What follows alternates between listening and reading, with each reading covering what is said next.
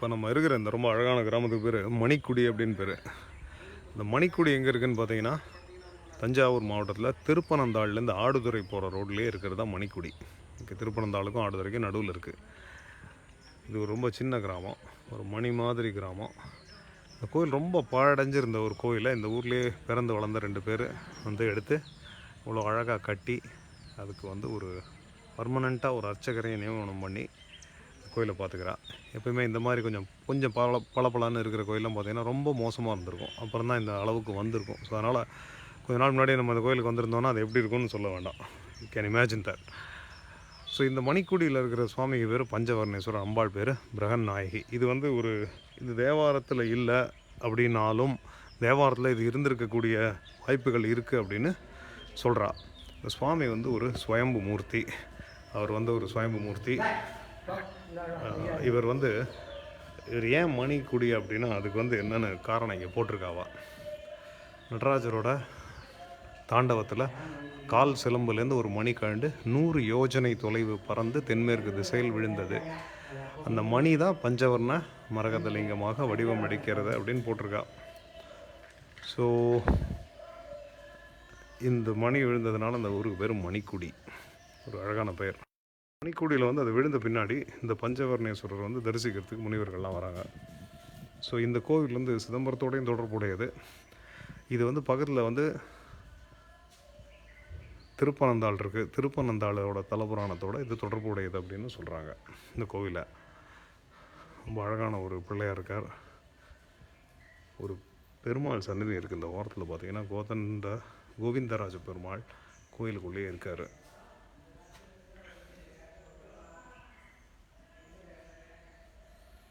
அவரை பார்த்த மாதிரி ஒரு ஹனுமார், சின்ன ஹனுமான் பால ஆஞ்சநேயர் இருக்காருங்க.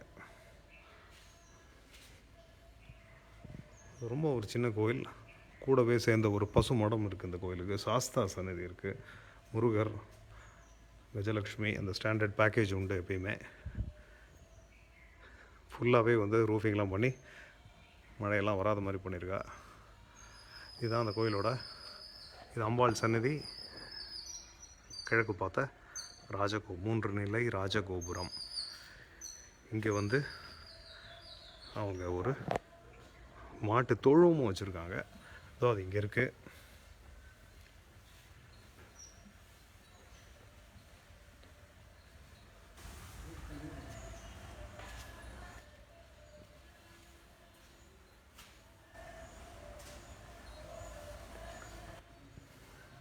இந்த கோயிலில் அப்பர் சுந்தரர் வழிபட்டதற்கான ஆதாரங்கள் இருக்குது. அது தூணில் அதற்கான சுதை சிற்பங்கள் இருக்குது, புடைப்பு சிற்பங்கள் இருக்குது அப்படின்னு சொல்லி அதுவும் போட்டிருக்காங்க. ஸோ அதனால் இது தேவார காலத்தையே ஒரு தலம் தான் இந்த கோவில்.